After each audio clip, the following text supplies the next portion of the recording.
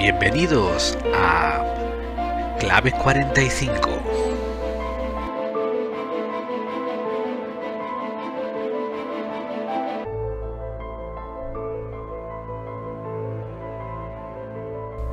Hola amigos y amigas, buenos días, buenas noches, buenas tardes, buenas madrugadas, depende de dónde nos estén escuchando ustedes.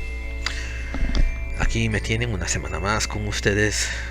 Mi nombre es Geraldine y voy a guiarles a través de otro programa más de Clave 45. Hoy vamos a tocar un tema muy extenso, peliagudo, difícil, conspiracional, detractor, problemático. Porque pocas teorías de la conspiración son más dañinas al mundo de las verdaderas conspiraciones, como esa teoría que rueda por ahí de que el hombre no llegó a la luna. La verdad es que los defensores a capa y espada de que el hombre no llegó a la luna se basan en detalles bien nimios, algunos irrelevantes, algunos que ya han sido desmentidos pero que todavía perduran en la red de redes.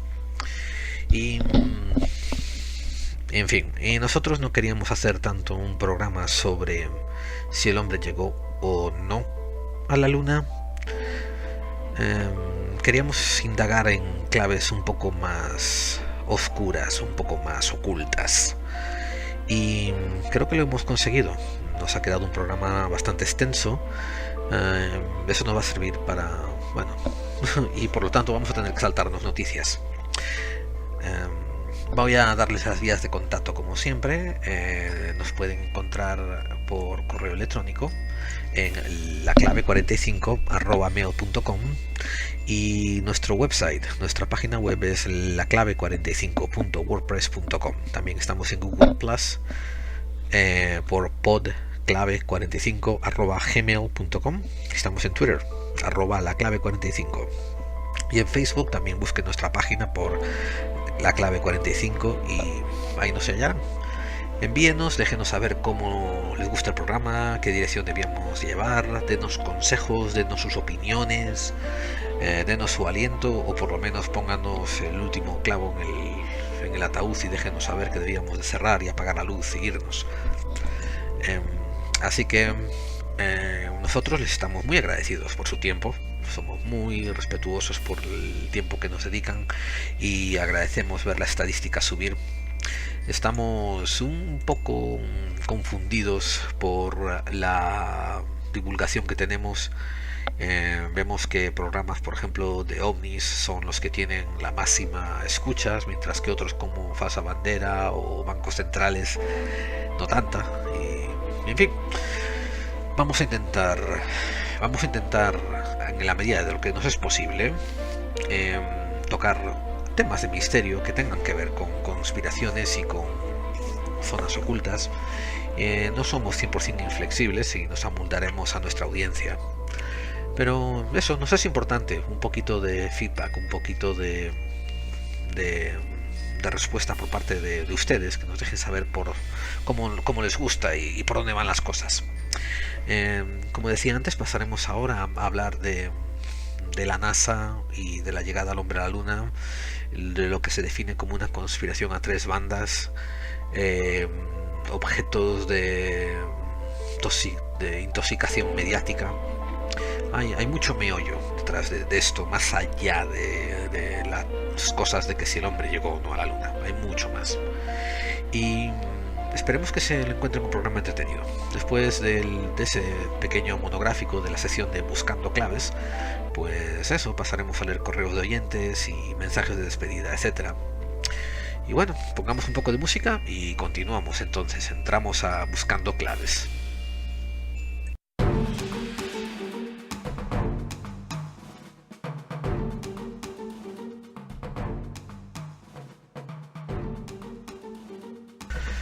A mí siempre me han encantado las efemérides. Introducir un año, un mes en el periódico y ver todo lo concerniente a esos datos que has introducido. Y no les voy a mentir, el año 1969 se muestra como un año muy especial en sí mismo. Led Zeppelin lanza el álbum de ese nombre y Elvis Presley intenta volver al mundo de la farándula grabando su disco Long Black Limousine.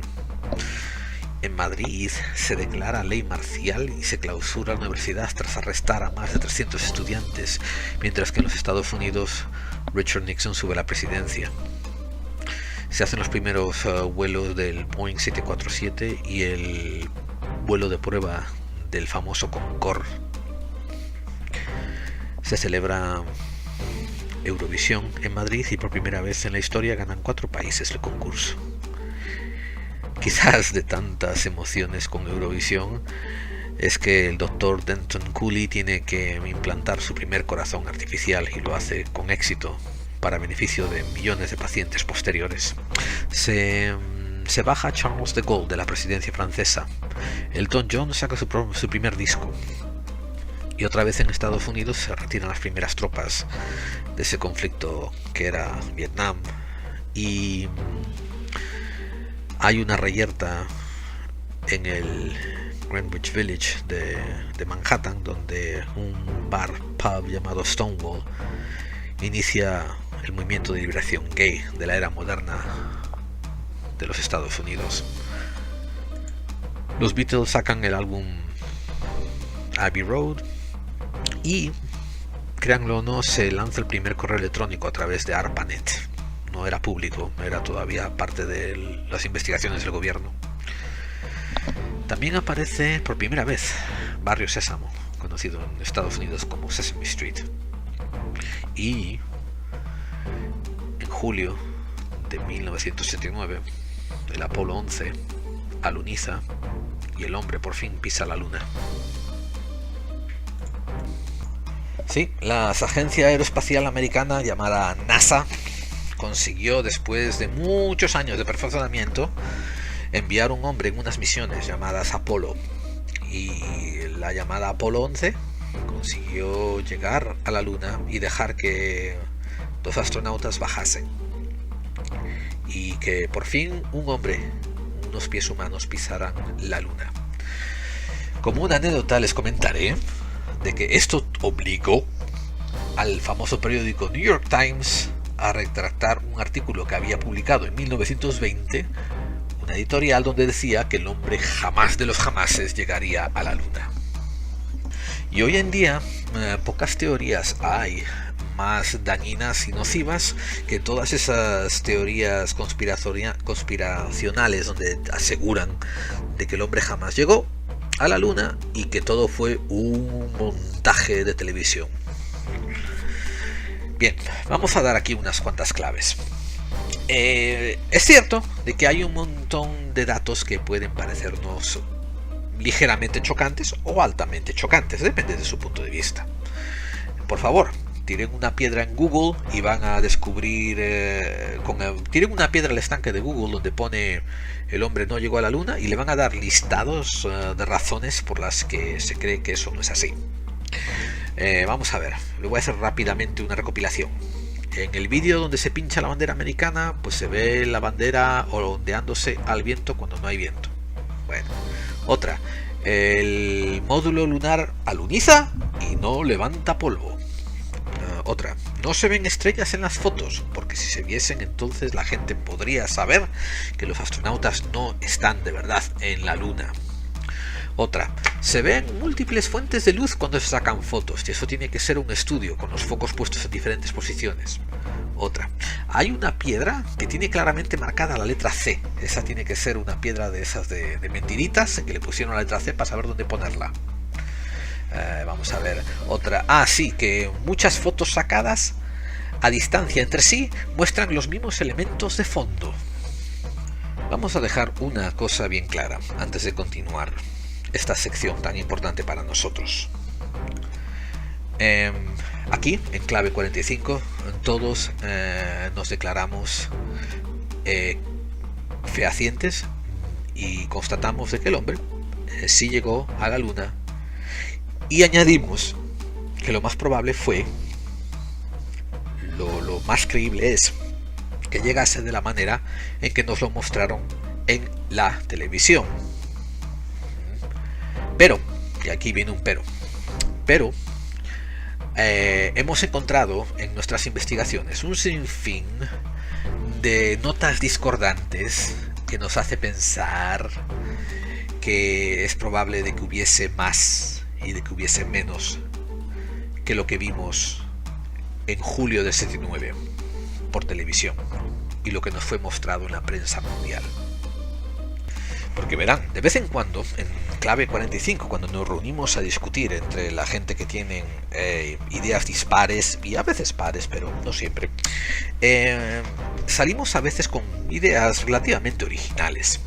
Una que se formó aquí en nuestra redacción es la conspiración a doble banda.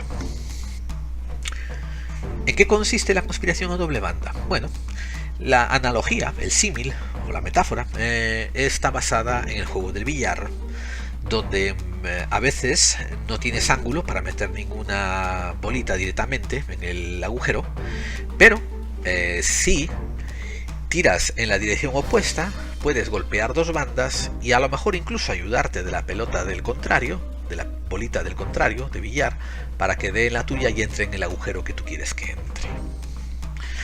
Existen juegos a doble banda, a triple banda, a 4 bandas, a 5 bandas, que son dificilísimos de hacer, ¿no? Cuanto más bandas, más complicado por los asuntos de la geometría. Aunque en el billar los juegos a doble y triple y 4 bandas son difíciles, en el mundo del secretismo es casi una segunda naturaleza. Y los juegos a doble y triple banda, las conspiraciones a doble y triple banda, garantizan que siempre tengas salidas por las que escabullirte si algo te va mal. En cuanto se trata de la historia de la NASA y lo que ellos documentaron como alunizajes, misiones Apolo, pues vamos a nosotros a dar unas cuantas claves que complementan la versión oficial. Describiendo la conspiración a doble banda, diremos que la primera jugada de banda consiste en lo siguiente. Entre los años 50 y 60, los Estados Unidos y la Unión Soviética, vamos a usar los términos USA y rusos, aunque todos sabemos que de aquella eran Unión Soviética, bueno, se ponen a competir en una carrera, en la carrera espacial, la famosa carrera espacial. A todos rasgos, la Unión Soviética le va ganando a los Estados Unidos en todo. Bien, de repente, en cosa de 5 años, los Estados Unidos hace lo que nadie puede. Y como si fuese un guión escrito por una película palomitera americana, de ser un eterno segundón, hace un esfuerzo inhumano y se colocan en primer plano, y en el 69 ponen a los hombres en la luna. Bien, en estas décadas de investigación, de pruebas, de técnicas fallidas, de intentos, se invierten con B de burro y de vaco burro, bueno, billones de dólares que pasan a la investigación. Y entran dentro de los cofres de la NASA, que, como voy a empezar a aclarar, estaba estrechamente ligada al Departamento de Defensa. Y bueno, además, como a una acción colateral, una acción a la vez lateral a todo esto, pues se producen un montón de avances técnicos que eventualmente le llegan al mercado de consumo, a la gente. Ahora, en la conspiración aparece la jugada a segunda banda, que es que después de las misiones Apolo hayan comenzado, pues en los años 70 y posteriormente comienzan a aparecer opositores que aseguran que todo es una conspiración y que el hombre jamás llegó a la luna, y se pasan a extremos tales como decir que todo esto fue un montaje de estudio y que el hombre jamás ha llegado a la luna. Y cuando uno empieza a investigar quiénes son la gente que está haciendo estos argumentos, ahí de repente empieza el descrédito, porque se trata de grupos muy marginales, muy raritos, como por ejemplo el grupo de la Tierra hueca, el grupo de la Tierra plana, que insiste en el siglo XX insiste de que la Tierra es plana y que todo esto que está haciendo la NASA es una argucia para empaquetarse dinero. Bien, segunda banda porque empieza el envenenamiento. La tercera banda de la conspiración, para esta jugada en particular, es que la NASA se mantiene increíblemente distante de argumentar o de entretener estas cosas, estos argumentos de que el hombre no fue a la luna, como si fuesen la ñoñería, la gilipollez, la estupidez más grande que se puede decir. Se mantienen muy por encima de darle crédito a todo esto y enseñan pruebas, enseñan rocas lunares, empiezan a enseñar fotos, sacan más vídeos. Mientras tanto, la prensa oficialista comienza a poner en el mismo cajón desastre a toda la gente, no solo que dice que no, el hombre no llegó a la luna, sino a toda gente que incluso cuestiona cosas que la NASA hace. De ahí de decir que el hombre no llegó a la luna a decir, por ejemplo, ¿cómo es que si has hecho simplemente 3 misiones lunares tienes tantas toneladas de roca lunar, si no te caben en la cápsula para el regreso, y hacer cuestiones así? Toda esta gente que hacía preguntas bien originales y bien fundadas pasan a ser metidas en el grupo de los conspiranoicos que creen que la Tierra es plana. Y la tercera banda está hecha y ahora se puede hacer lo que uno le dé la gana a la mesa del billar, porque haga lo que hagas, los otros no pueden ganar. Bien, ahora repetimos por última vez, nosotros sí creemos que los 3 astronautas del Apolo 12 llegaron a la Luna y lo que vimos en la televisión seguramente fue lo que pasó. Ahora, vamos a empezar a dar unas claves para que ustedes puedan hacerse más preguntas. Bien, para empezar, ¿sabían ustedes que la NASA no es, repito, no es completamente una agencia civil? La NASA fue creada el 1 de octubre de 1958. Quiere decir National Aeronautics Space Administration. Pero ya en su incepción, la NASA recogió bajo su manto a muchas organizaciones.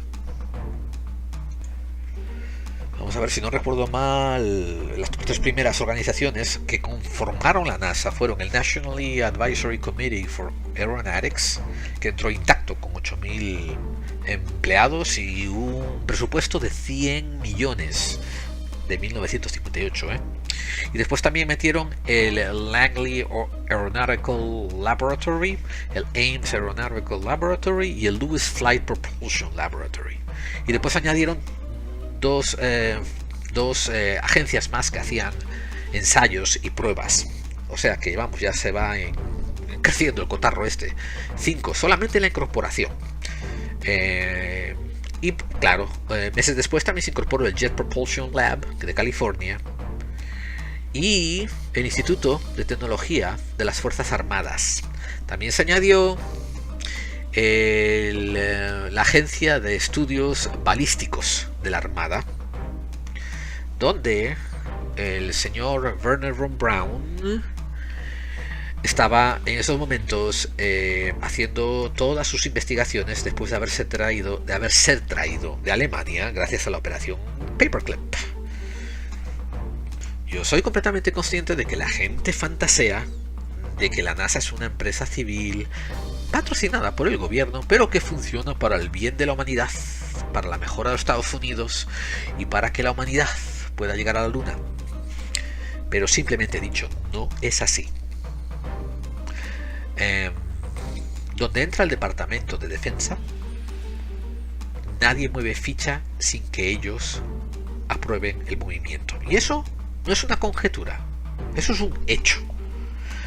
Y desde su incepción, en el lenguaje de su constitución, dicen que la NASA va a ser a civilian agency exercising control over aeronautical and space activities sponsored by the United States.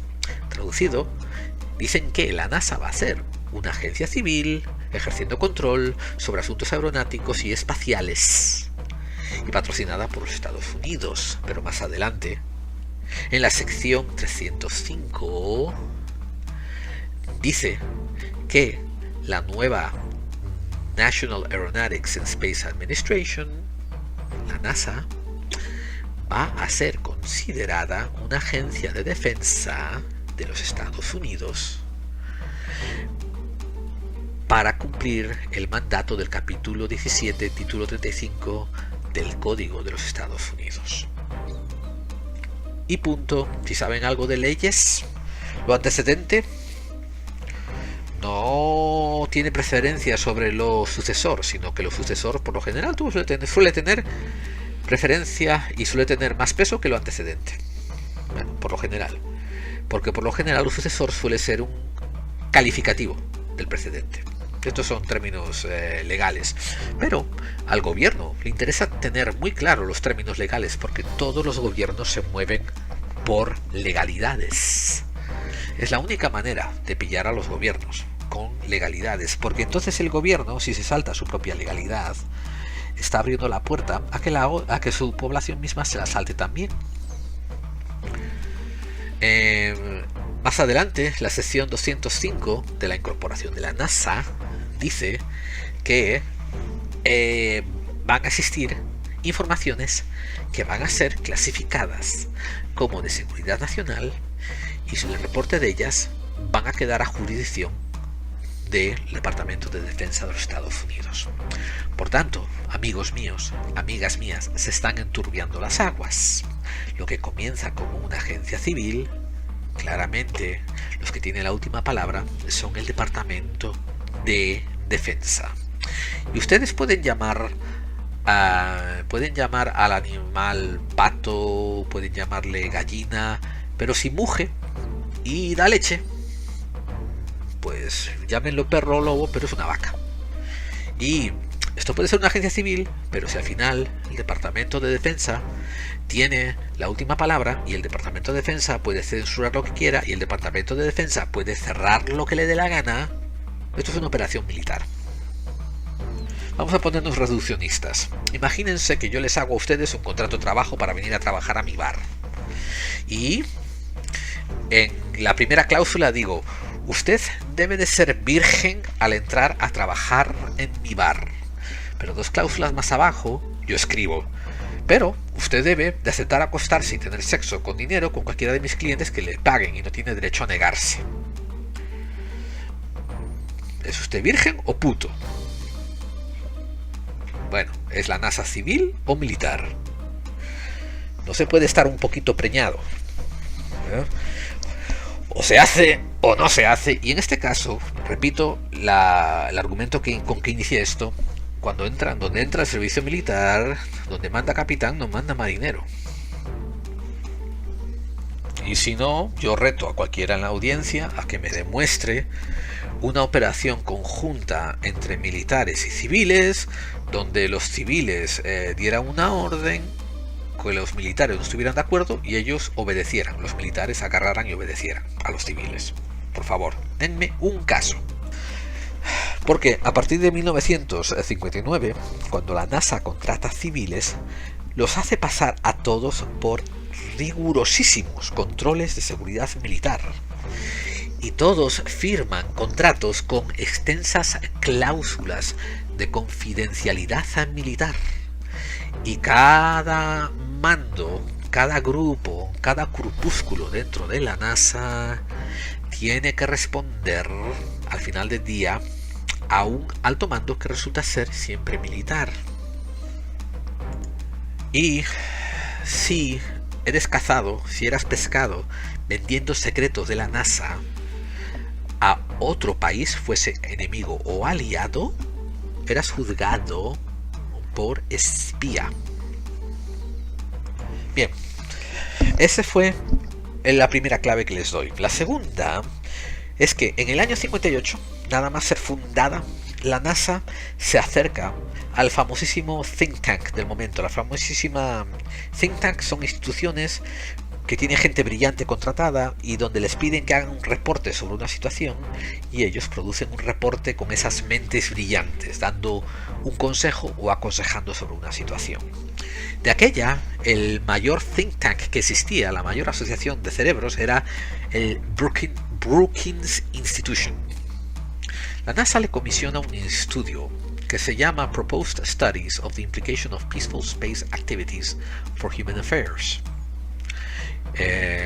Una propuesta de estudio a la aplicación de actividades espaciales pacíficas para las actividades humanas.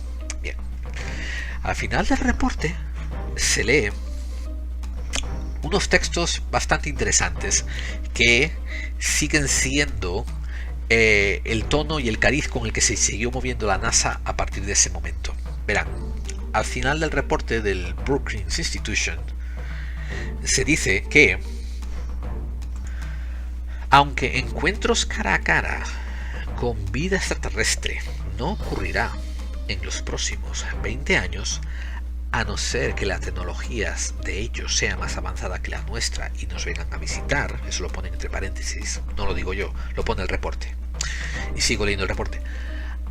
Puede ser que haya artefactos dejados atrás por diferentes formas de vida y que sean encontrados por nosotros en un punto u otro, en nuestras actividades espaciales en la Luna, en Marte o en Venus. Y ahí acabó la acotación. Esto le fue entregado a la NASA dentro del reporte que pidieron. Y a partir de esta acotación, de esta sentencia, el reporte sigue haciendo decenas de referencias al fenómeno de vida extraterrestre y baraja la posibilidad de que lo encontremos y que nos encontremos con él cara a cara. Por ejemplo, para hablar de cómo la NASA tiene que interactuar con un encuentro con razas extraterrestres, dicen lo siguiente: los estudios antropológicos hechos con sociedades pasadas en la Tierra, cuando estas sociedades están bien seguras de su sitio en el universo, su estructura se desmorona cuando está expuestas a otras ideas y a un diferente estilo de vida. Refiriéndose a los extraterrestres con sus diferentes ideas y diferente estilo de vida. Y continúo leyendo. Estas sociedades que se encuentran con otras más avanzadas, las que consiguen sobrevivir, lo harían pagando el precio de cambios radicales en sus valores y actitudes. Y aquí, ya acabé de leerlo, y aquí se están refiriendo a lo que ocurrió con invasiones en siglos pasados, y más particularmente se referían y estaban referenciando lo que le había ocurrido a los nativos americanos cuando se encontraron con los conquistadores españoles en las Américas. Mantengan esa idea en mente, ¿ok? Cuando sigo yo leyendo de lo que escribió el Brookings Report para la NASA, dicen, ya que podemos encontrar vida fuera de la Tierra en cualquier momento, ya bien sea por ondas de radiotelescopio o por otros medios, el descubrimiento sería tan impredecible por culpa de nuestros pocos conocimientos y nuestra poca adaptación, nuestras pocas capacidades de adaptación. Y esto sería tremendamente dramático y veríamos dos escenarios tener lugar. 5 líneas más abajo acaba dando su recomendación, que es que debido a las tremendas implicaciones que tendría para la religión, para la cultura, para la economía, para el sentimiento histórico, para el sentimiento de ego que tiene el hombre en el universo, se recomendaría que estos descubrimientos se mantuviesen alejados y reprimidos de ser presentados en público. Esto le daría tiempo a los científicos a hacer estudios de cuándo sería el mejor momento de soltar esta información al público. Esto está escrito entre las páginas 183 y 184 del Brookings Report. Esto es fascinante y seguramente algún día dedicaremos una clave entera al Brookings Report que le entregó a la NASA. Bien, ¿se acuerdan de lo que estábamos hablando al principio de desinformación, de conspiración a tres bandas? Bien, entra la segunda etapa aquí. Hay un investigador que ahora está muy desacreditado, el pobre, que se llama Richard C. Hoagland, y que él dice que cuando fue el alunizaje, cuando fue julio de 1979, estaba trabajando para el Jet Propulsion Lab con la NASA, y que él estaba presente durante los días del alunizaje. Y él cuenta y ha dado testimonio jurado de que en los días en que Armstrong, Aldrin y Collins estaban en la Luna, los 3 astronautas que llegaron con el Apolo 11, el director de la NASA, llamado Frank Bristow, andaba por las estancias acompañados de un tipo no identificado que andaba con un guardapolvos negro y que iba dejando notas de prensa por todo el laboratorio. El laboratorio se llamaba Von Karman y era parte del Jet Propulsion Lab, donde estaban los haciendo las cosas de seguimiento del Apolo. Y el Von Karman, el laboratorio Von Karman, era donde se habían juntado todos los periodistas de las cadenas, como era la BBC, la NBC y todas. Bien, las notas de prensa que este individuo que acompañaba al director de prensa, Frank Bristow, decía específicamente que el alunizaje era un fraude, que no había ocurrido, que era un montaje. O sea, imagínense esta escena surreal. Richard Hoagland está ayudando a la NASA a poner al hombre en la Luna, de consultante. El director de prensa de la NASA, Frank Bristow, anda con un tipo al lado suya que no está siendo identificado y no tiene su carnet colgado, no dice quién es, y este hombre está repartiendo papeles diciendo que el alunizaje es un fraude bajo la supervisión, o sea, o bajo el beneplácito, digamos, de Frank Bristow. Y lo curioso es que Hoagland recuerda distintivamente que hasta regalaban una banderita de plástico, de Mylar, una banderita americana, con el package, con los textos diciendo que esto del alunizaje era un fraude. Y usted se pregunta, ¿cómo puede ser que NASA, si es cierto lo que dice Hoagland, o sea, paréntesis, si es cierto lo que dice Hoagland, ¿cómo puede ser que NASA esté desinformando o se esté preparando para desinformar sobre su actividad, sobre su logro más asombroso? Bien, esto quizás cobra otro cariz si uno piensa que a lo mejor a la NASA y al Departamento de Defensa, y por tanto también al gobierno, le importaba poco recibir buena o mala publicidad sobre el evento. Si pensamos que a lo mejor ya había habido quizás viajes anteriormente, si estos eran una cosa ordinaria para ellos, una puesta en escena. Y además tengan en cuenta de que, aunque quizás, y esto es completa especulación, aunque quizás hubiera habido viajes anteriores al de julio del 79, era todavía un riesgo inmenso llegar a la Luna y las cosas podían ir mal. Y entonces, ¿por qué no también tener preparado un poco de desinformación en caso de que ocurriese algo feo? ¿Por qué digo esto? Porque justo pocos años después el americano Bill Kaysing publicó por sí mismo, autopublicó un libro llamado We Never Went to the Moon, America's $30 Billion Swindle. O sea, nunca fuimos a la Luna, América hizo una estafa de $30 billones. En esa publicación, él aclara que es casi mágicamente imposible que los astronautas hubieran llegado a la Luna con la tecnología que tenían en ese momento. Esto fue levantado, o sea, este libro fue levantado por una organización de atrofiados mentales, de gilipollas descerebrados llamados Flat Earth Society. Disculpen que a veces yo rompa mi paciencia y agarre y suelte algunos improperios, pero vamos, o sea, el tener una sociedad en el siglo XX diciendo que la Tierra es plana, no se come ni con palillos, eso es tremendo. Bueno, y ellos se pusieron detrás de la teoría y subvencionaron a Bill Kaysing para que diese discursos en público y lo propusieron a ellos como chico póster de todos los ideales de la Tierra plana. Créanlo o no, ellos embellecieron la teoría de Kaysing diciendo que el despeje y el alunizaje, el despeje de la Tierra y el alunizaje en la Luna, había sido guionizado por Walt Disney, basándose en un escrito de Arthur C. Clarke, que todo había sido puesto en escena, dirigido y filmagrafiado, puesto en film, por el director Stanley Kubrick. Y aquí empezó ese famoso bulo de que la luna no se llegó a la luna y que todo lo que vimos en televisión en el 79 fue una puesta en escena por Stanley Kubrick. Hay que admitir que curiosamente Stanley Kubrick acababa de poner en escena una de las mejores películas de ciencia ficción jamás filmadas hasta aquel momento, que había sido el 2001 Odisea Espacial.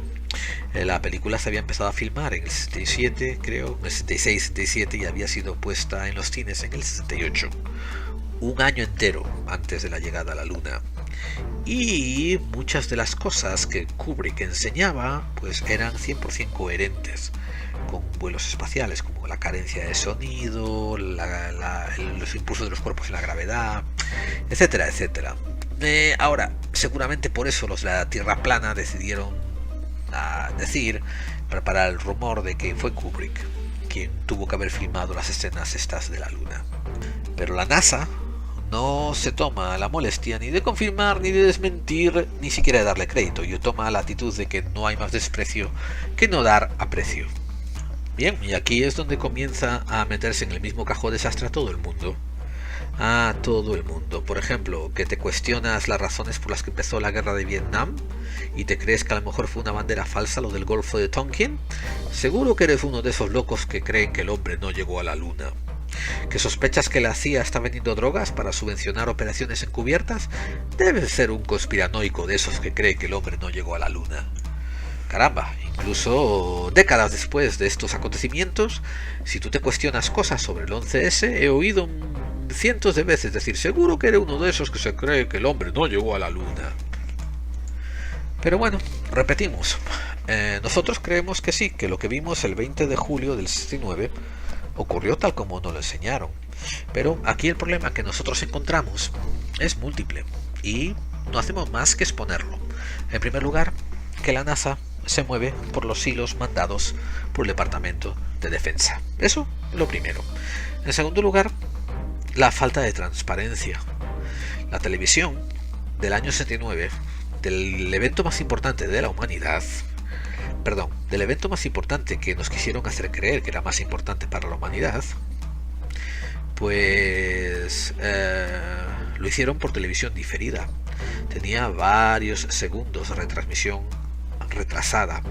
Los periodistas más vocales admitieron lo que la NASA les había dicho, que era que la emisión retrasada era por si había algún accidente gore, como por ejemplo algún astronauta que metiera la mano en mitad de unas hélices y la perdiera, o una cosa así horrenda, pues poder cortar la transmisión y no tener que retransmitirlo, si así juzgaban que era necesario.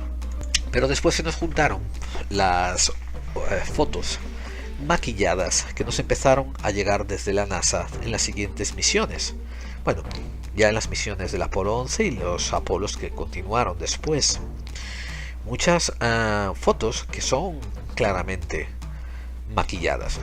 Ahora, la gente que es conspiratoria hacia lo negativo opina que es porque la NASA nos está ocultando estructuras y cosas por el estilo. La NASA dice que las veces en que hay retoques es para mejorar las fotos. ¿Dónde se mantienen ustedes? Bueno, no sé, allá ustedes hagan sus propias ideas, pero sigamos dando unas pocas claves. Unas pocas claves como por ejemplo el hecho de que décadas más tarde, cuando se quiso rearchivar y meter bajo archivo no perecedero la filmografía y las fotos del evento más importante, que fue la llegada del hombre a la luna, resulta que esas fotos y esos films estaban perdidos. Amigos, el evento más importante de la historia de la humanidad, y la NASA no le importan tres pepinos qué ocurre con los originales. Bien, o la NASA son una panda de descuidados que no saben ni dónde ponen el lápiz ni dónde se sientan, en cuyo caso nos cuesta creer que fueran capaces de mandar a alguien a la Luna, o la NASA no cree que este fue el evento más importante en la humanidad. Y si no lo creen, o una de dos. Bueno, estos son especulaciones, ¿eh? O una de dos. O este evento ya había pasado antes y lo que ellos grabaron no era tan importante. O ellos sabían que esta no es la única humanidad que llegó y quién sabe, que a lo mejor en humanidades interiores ya hemos estado dando vueltas por el planeta como si fuese un taxi.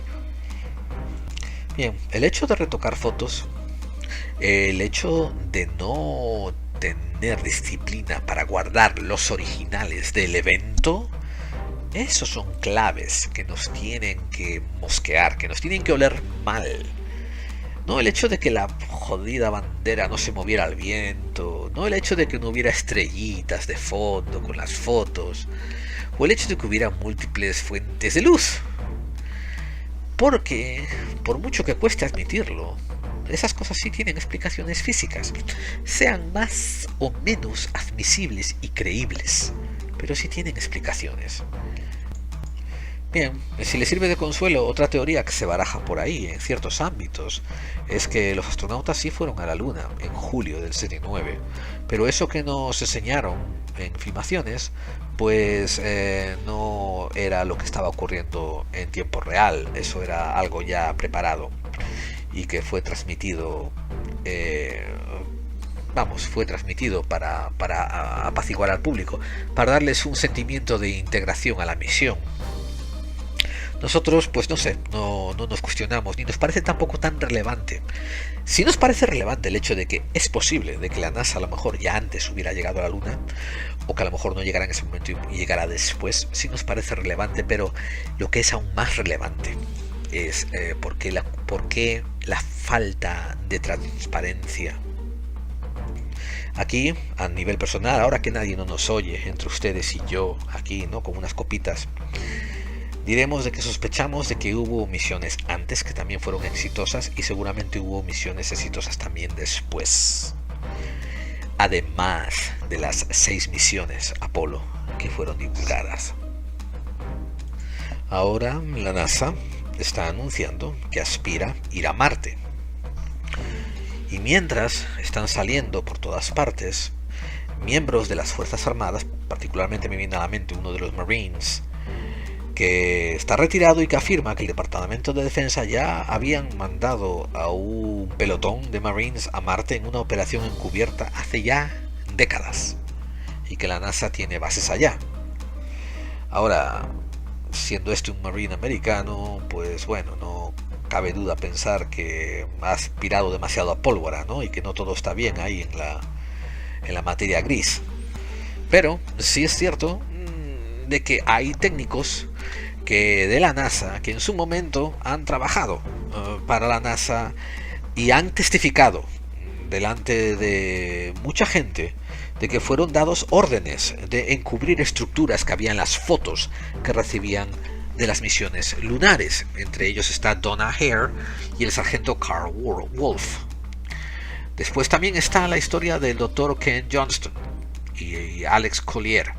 El Dr. Ken Johnston es una de esas una historia que está media entre Pinto y Valdemoro, porque resulta que les dicen que él era supuestamente uno de los que estaba a cargo de archivar las fotos y que le dieron la orden de destruir cajas y cajas y cajas de fotos y que él no lo hizo. Bueno, eso es lo que él dice, y de hecho él produjo fotos a mogollón que le habían mandado destruir y que no estaban archivadas en la catalogización normal de la NASA, porque ustedes no sé si lo saben, pero pueden entrar en la web y buscar el catálogo de fotos de la NASA. Ellos lo tienen todo disponible en sus servidores al público. No todo, obviamente, tienen mucho disponible. Ellos dicen que tienen todo lo que vale la pena ver.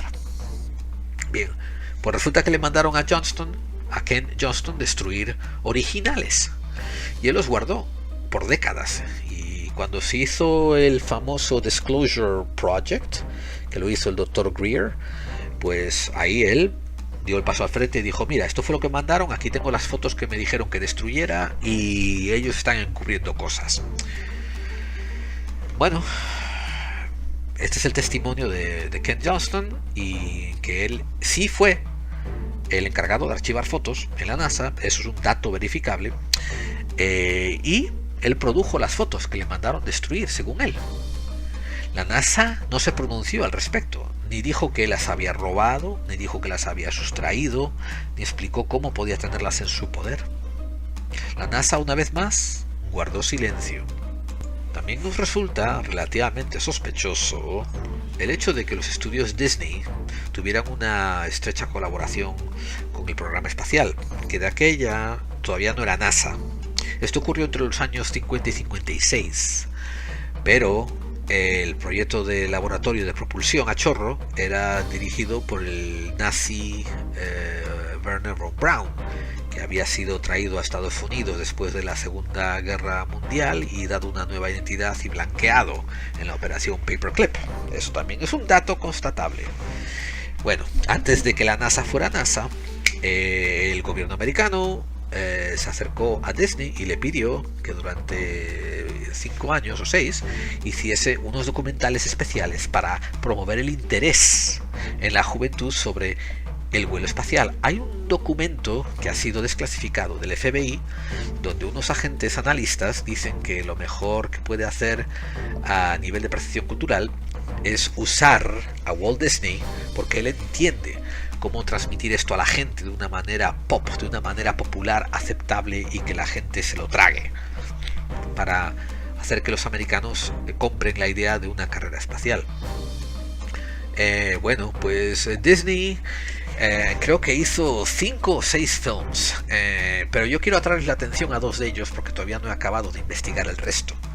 Pero hay 2 de ellos muy interesantes. Uno se llama Man and the Moon, el hombre y la luna, y fue hecho en el 1955. Dura 52 minutos. Lo pueden encontrar íntegramente en YouTube. Busquen Disney, Man and the Moon. Bien, avancen al minuto 45 con 26 segundos. En esta parte del film, los astronautas están dando una órbita alrededor de la Luna y están entrando en la parte oscura. Aquí están usando cohetes refulgentes, como si fuesen de llamarada, como si fuesen bengalas, para iluminar la parte oscura. Uno de los actores que hace de astronauta dice: la telemetría está descubriendo radiación y el radar detecta estructuras en la oscuridad. Entonces el capitán les dice: manden una salva de misil refulgente, de bengala, para ver lo que hay en la oscuridad. En silencio, los astronautas lanzan las bengalas y cuando se ilumina, se ven ruinas en la Luna. La cámara se gira hacia los astronautas y se ven que están mirando bastante anonadados, pero no dicen nada. Y durante los siguientes segundos no se vuelve a mencionar palabra del tema. Es fascinante que Disney pusiese ruinas en la Luna, y en los restos de minutos que quedan de película, que creo que son 5 minutos más, nadie hace mención a lo que vieron los astronautas en el film. O sea, uno de los eventos más grandes, ¿no?, de la humanidad, que sería descubrir que hay vida, no se menciona. Bien, hay otro documento, también desclasificado, que revela que Von Braun estaba altamente descontento con usar a Walt Disney porque Walt Disney insistía en seguir metiendo platillos volantes y referencias a extraterrestres en los documentales que estaba haciendo para la carrera espacial. Y el tercer documento desclasificado fue una petición que hizo los estudios de Walt Disney para que la FBI les diese los documentos que tenían sobre flying saucers, sobre platillos volantes. Ojo, no ovnis, platillos volantes, porque él quería usarlos de referencia en sus películas. Y así lo hace. Aunque está constatado en esos documentos desclasificados de que el FBI no le dio ninguna documentación de platillos volantes, ni siquiera le respondió a su petición, Walt Disney produce una película llamada Mars and Beyond, más allá de Marte, o Marte y más allá, que también la pueden encontrar íntegra en Netflix. Los links van a estar en mi página web de laclave45.wordpress.com. Y si se adelantan al minuto 48, de repente Walt Disney en su película muestra un platillo que aterriza en una ciudad futurista, de la que luego salen otros 3 platillos diferentes y son absorbidos por una inmensa nave nodriza con forma de platillo. Y todo esto ocurre casi en 1 minuto o 2, en silencio, sin narración, sin decir a qué vienen estos segmentos, estas imágenes visuales tan inusitadas. Pues yo tengo que dar a modo de clave de que Walt Disney ya estaba prediciendo la actitud que la NASA iba a tener en las décadas siguientes en lo que se concernía al reconocimiento de vida extraterrestre. Y recapitulamos, la NASA es vendida al público como una organización civil, pero en su constitución aparece que está subyugada al Departamento de Defensa. Cada grupo de cada organización que compone la NASA tiene un dirigente encima de todo, una persona a la que responde, que es militar. Después, la NASA absorbe no solamente agencias civiles, sino también agencias militares para su constitución. Y cuando mandan a la misión Apolo a la Luna, ocurren un montón de cositas incongruentes. Ocurren un retraso en la transmisión y después ocurren un montón de ofuscación sobre las fotos enviadas de vueltas y procesadas a la Tierra. En las siguientes misiones a la Luna ocurre exactamente lo mismo en cuanto al tema del retraso y en cuanto al tema del retraso de transmisión y a la ofuscación de fotos. Después salen testigos diciendo que han sido mandados retocar fotos y surgen testigos diciendo que han sido mandados destruir fotos, y estos testigos se puede comprobar que estuvieron trabajando para NASA en los momentos en que ellos dicen que estuvieron trabajando. Y bueno, después está el Brookings Institute Report, donde se dice que si nos encontramos con vida extraterrestre, lo mejor es cerrar el pico y no decir nada. Tal y justamente como antes de comisionarse ese reporte, Disney ya lo muestra en sus documentales propagandísticos de la carrera espacial, casi una década antes, bueno, 5 años antes del Brookings Report. Y para ir cerrando ya la sesión de Buscando Claves, voy a dejarles 2 datos que salen bien poco en los libros de historia, y mucho menos en los libros de historia españoles. Resulta que España tuvo una fuerte intervención en el primer alunizaje de los seres humanos en nuestro satélite. Resulta que los americanos y la NASA, para transmitir al resto del mundo la imagen y el sonido, tenían que usar 2 estaciones satélites. Una estaba en Australia y otra aquí en Madrid, en España, en Fresnedillas. Pues en la Estación Espacial de Fresnedillas llegaba la transmisión con unos segundos de retraso y después se difería, y quiero decir de que a propósito provocaban todavía más segundos de retraso. Creo que eran como 30 segundos antes de transmitírsela a Houston, donde de ahí ya decidían lo que darle al público y lo que no. Pero para que vean, al final del cuento, Australia o Madrid eran los primeros en recibir la señal, antes incluso que Houston. La estación de Fresnedillas tenía un hombre a cargo de ella que trabajaba codo a codo con el mando americano. Ese hombre era Luis Ruiz de Gopegui. Todavía está vivo.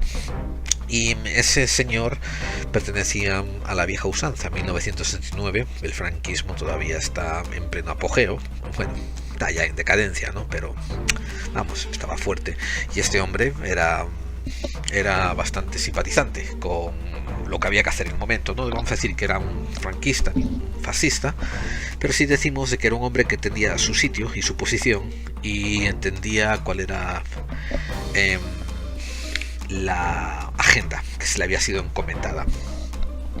Bien, pues el primer episodio que les voy a relatar era que había un muy famoso periodista español de nombre Jesús Hermida, que estaba en Fresnedillas y estaba reportando para Televisión Española. Y él en más de una, en más de dos y en más de tres ocasiones ha ido en público diciendo de que estaba escuchando la transmisión de los hombres en la luna cuando él escuchó claramente, y así lo reporta, la frase "ya están aquí" otra vez en inglés. Y en ese momento la nave espacial y Houston cortaron la comunicación y no hubo nada más que transmitir que pasara por Fresnedillas.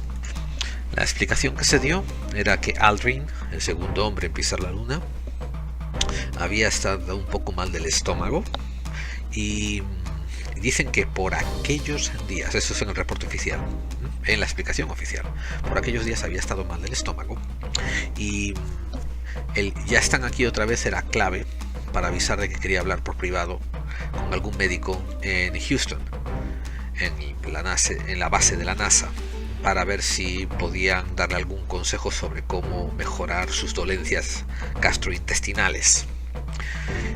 Esta sencilla explicación tiene un poco de choque con el hecho de que tú, cuando mandas una misión por primera vez a la Luna, no mandas una persona que pueda tener una apendicitis, no mandas una persona que esté resfriada, no mandas una persona también que sepas que tiene problemas intestinales. Y no solo eso, la NASA tenía suficientes astronautas de reemplazo para reemplazar a Aldrin. Por tanto, si ustedes quieren atenderse a la versión oficial, ahí tienen la explicación. Si no, Jesús Hermida dijo lo que oyó, y lo que oyó fue "ya están aquí otra vez", y se cortó la comunicación. Lo siguiente no tiene que ver con el primer alunizaje, sino con una misión subsiguiente, la del Apolo 16. Y era el piloto y periodista José Antonio Silva, que estaba en la estación de Fresnedillas también, que seguía siendo usada como retransmisión. Y él estaba ahí ayudando con los menesteres periodísticos cuando él da testimonio bastantes años después, en 1937, por escrito, sobre lo siguiente: en el momento de comenzar el segundo paseo, el astronauta Young, muy excitado, habla con Houston y dice "están ahí otra vez", y trata de acercarse a lo que parece ser el borde de un pequeño cráter con la cámara. "¿Puedes verles?", pregunta Houston. "Sí, no hay duda, igual que ayer". Y en ese instante el mando americano, que estaba en Fresnedillas, le solicitan muy amablemente a Antonio Silva y a todos los periodistas en la sala que salgan del cuarto y apagan los monitores detrás de ellos. Para darle más INRI a lo que narra José Antonio Silva, la misión del Apolo 16 fue dada por concluida con 24 horas de antelación, o sea, antes de lo previsto. Fue ordenada a poner rumbo a la Tierra. Piensen en esos detalles sobre la NASA.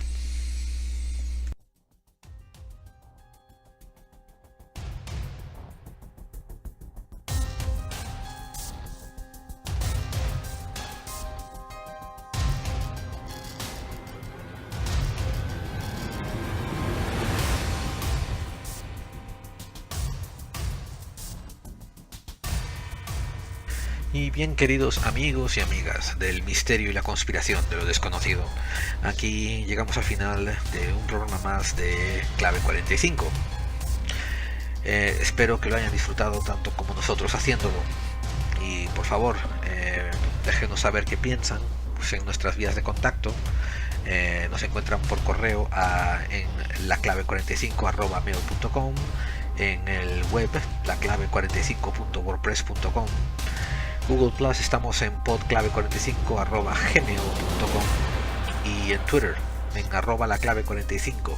también en Facebook, y creo que incluso tenemos un canal de YouTube que estamos ahora poniendo fino, estamos poniendo al día. Son solamente audios, no van a poder ver la jeta de aquí de un servidor, Geraldine, que les estoy agradecidísimo de su apoyo, y si nos pudieran echar algunos comentarios, pues agradecemos, porque nosotros grabamos todos un par de programas por delante de tiempo. Si este es el programa 7, sepan que estamos grabando en estos momentos el programa 9, el programa 10. Por tanto, el feedback, la respuesta de nuestros oyentes es muy importante para saber qué estamos haciendo bien, qué estamos haciendo mal y sobre todo qué podemos hacer mejor. Déjenos saber qué temas están interesados en que toquemos también. Hemos escuchado algunos podcasts sobre la luna y sobre el falso alunizaje y cosas así, y no sé, no nos hemos animado a recomendar ninguno en particular, pero sí queremos decirle que en iVoox hay un programa que escuchamos muy recientemente que nos dejó bastante impresionados. Se trata de la audioteca de divulgadores del misterio. Búsquenlo por ese canal, Divulgadores del Misterio, y refiéranse al episodio donde habla Miguel Pedrero sobre teletransportación y viajes en el tiempo. Lo hemos encontrado sumamente fascinante esta semana, y eso que el episodio no es bien nuevo, ya tiene unos días, pero buenísimo, muy bueno. A lo mejor algún día tocaremos algo más sobre esto. ¿Y qué más? ¿Algún correo de los oyentes? A ver. Pues sí, tenemos algún correo de oyentes. Esto está excelente. javi.teca@gmail.com dice que quiere... ¿Por qué nos metemos tanto con los Anunnakis? Existan o no existan, hay mucha gente que les tiene mucho respeto y que tienen muchas creencias basadas en ellos, y que teníamos que ser más sensibles al tema. Les gusta el programa, a veces hablo como que tengo una patata en la boca. Ok, bueno, pues está bueno saberlo, y que sigamos así, que vamos por buen camino. Bueno, muchas gracias. Nosotros tenemos una distinción bien firme entre creencias y conocimiento, entre fe y sabiduría.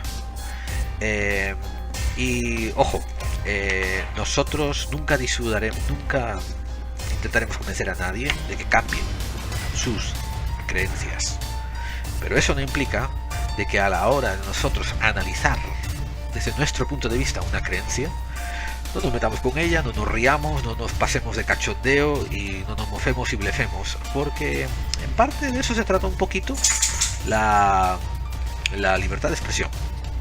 De la misma manera que la persona que tenga esa creencia va a tener toda la libertad del mundo de poder hacer un podcast y reírse de nosotros, burlarse de nosotros y decir que somos unos tonto de lavas, ¿no?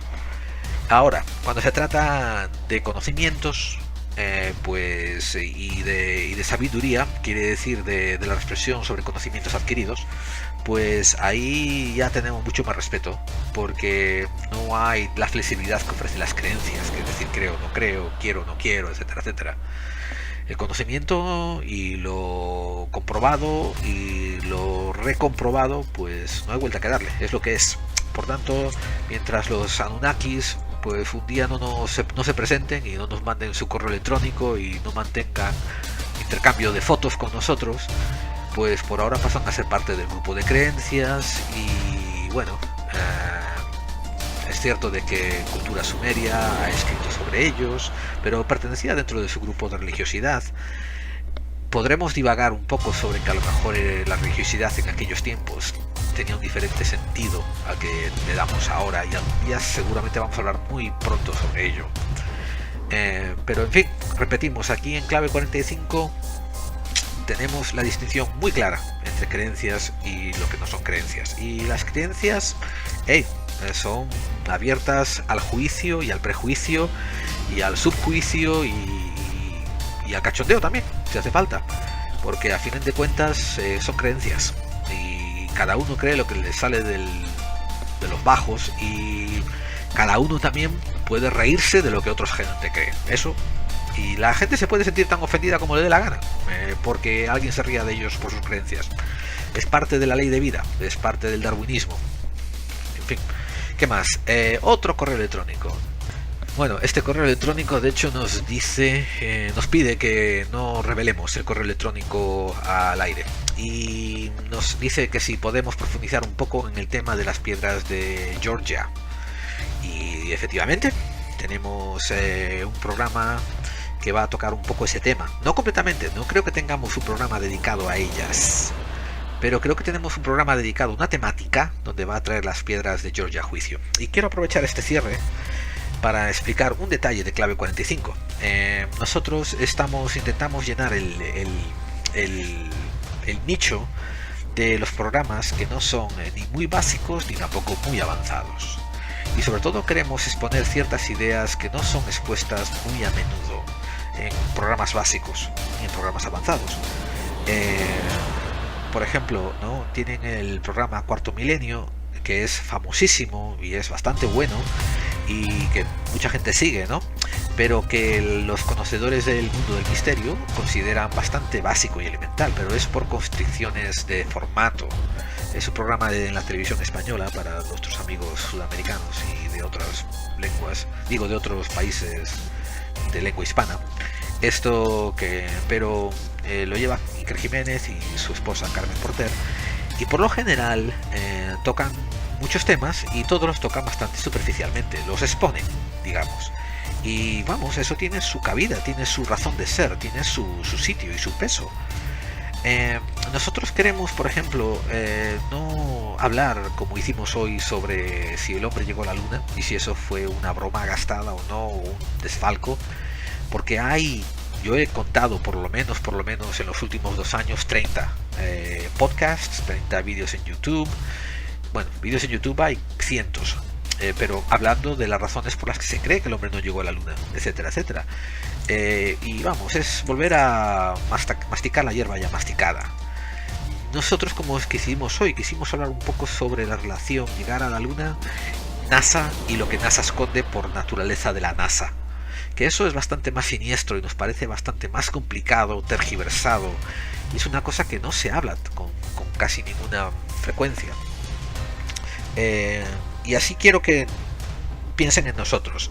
Seremos un programa donde sí tocaremos misterios que todo el mundo toca, pero al igual que hicimos con el programa de OVNIs, primero siempre intentaremos asentar conceptos y bases, y después adentraremos dentro de cada tópico basado en esos bases y en esos conceptos que hemos anunciado antes.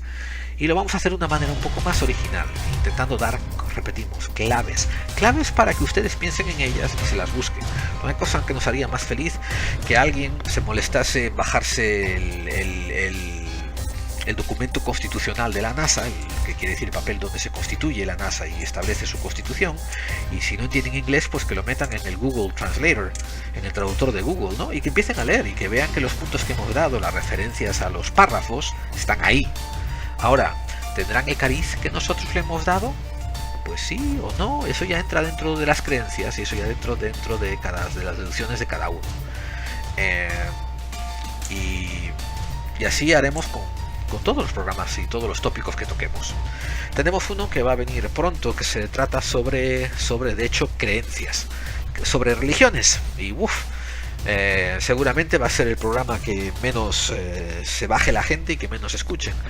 No tanto porque vamos a ser irrespetuosos o maleducados o groseros con religiones, sino porque vamos a dar unas cuantas claves que van a hacer levantar la ceja a más de 4 y 5, y sin embargo son claves que están ahí, son datos, son cosas indiscutibles que están ahí. Ahora, la interpretación que se le den, para eso estamos nosotros, para darles unas cuantas ideas de hacia dónde pensar y cómo mirar y cómo torcer el ángulo del cristal para que vean una cosa distinta.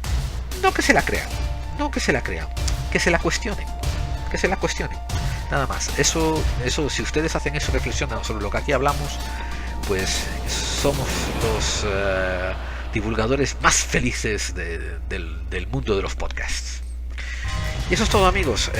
Muchísimas gracias por estar ahí y vamos a dar unos saludos a algunos miembros del equipo y gente del estudio y nos vamos.